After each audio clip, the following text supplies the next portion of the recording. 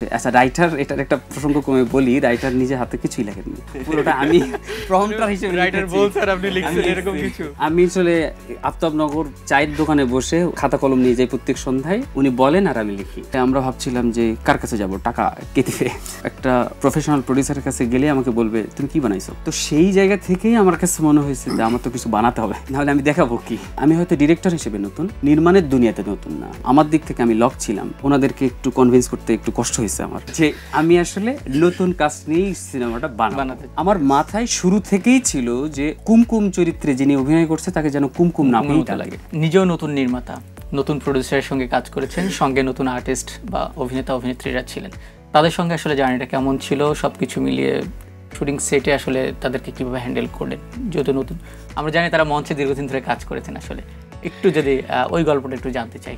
আচ্ছা, মানে আমি যখন কাজে নামি বা কোনো কাজে যুক্ত হই, তখন আমার মনে হয়নি যে আমি নতুন নাকি পুরাতন। ব্যাকএন্ডে হয়তো একটা মাথায় ছিল যে আমরা নতুন শুরু করছি। প্রডিউসার নতুন, রাইটার তার জায়গা থেকে নতুন, উনি ফিল্মে প্রথম লিখেছেন, ওনার বিশদ একটা ওনার পরিচয় আছে, সেটা তো আলাদা ব্যাপার। প্রডিউসারের অন্য অনেক রকমের গুণাবলী আছে, সেটাও একটা দারুণ ব্যাপার।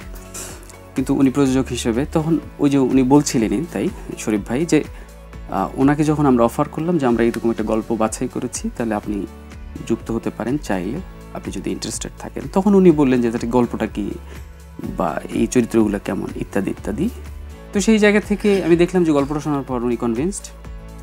তাহলে আমরা ভাবছিলাম যে কার কাছে যাব, টাকা কে দিবে। তখন প্রসঙ্গ আসলো, তাহলে তো আমাদের আসলে টাকা তো শুরুতে কেউ দিতে চাইবে না। আমি প্র্যাকটিক্যালি এটা জানি এই অর্থে যে আমি একটা সময় কন্টেন্ট সুপারভাইজ করেছি।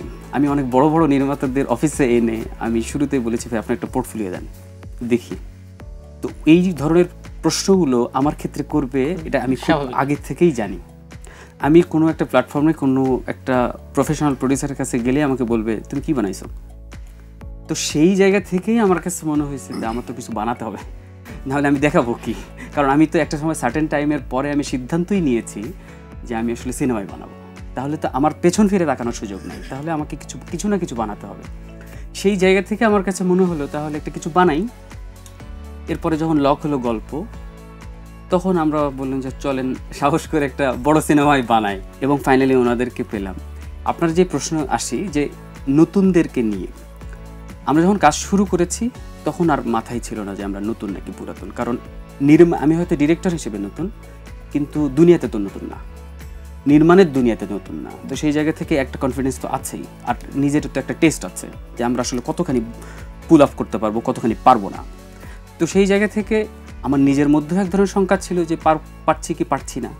এরপরে যখন গল্প এবং চরিত্রগুলো দাঁড়াচ্ছিল, তখন হচ্ছে আমরা কাস্টিং করার ক্ষেত্রে বারবার যেটা বলার চেষ্টা করছিলাম, আমার দিক থেকে আমি লক ছিলাম, ওনাদেরকে একটু কনভিন্স করতে একটু কষ্ট হয়েছে আমার, যে আমি আসলে নতুন কাস্ট নিয়েই সিনেমাটা বানাতে চাই।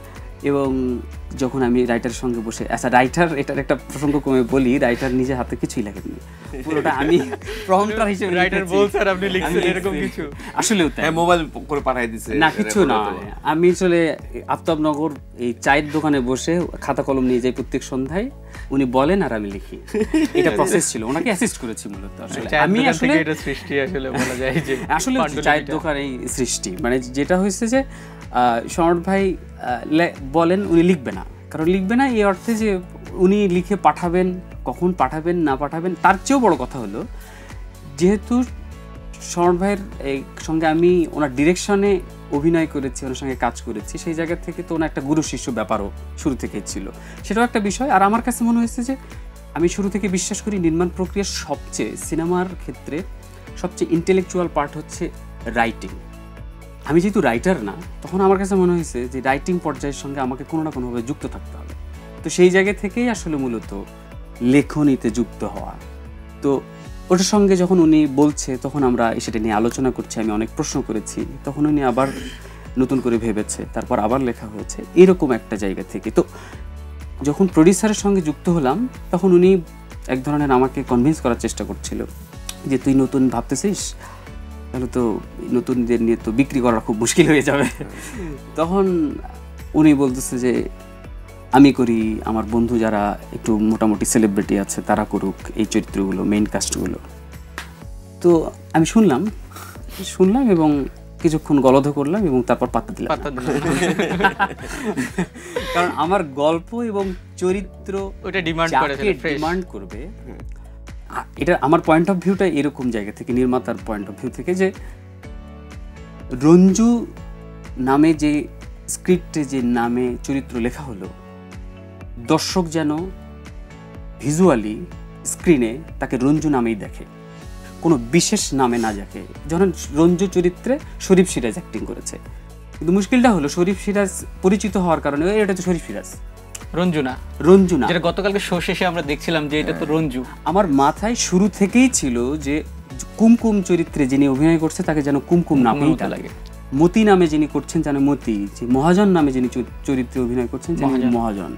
আমার কাছে ব্যক্তির নাম আমার কাছে গুরুত্বপূর্ণ ছিল না, কখনোই না, কারণ ওই রিয়েলিস্টিক অ্যাপ্রোচটাই আমরা রাখতে চেয়েছি শুরু থেকে। তো ওই জায়গা থেকে উনি পরবর্তীতে কনভিন্স হয়েছেন এবং উনি বললেন যে চল তাহলে শুরু করি।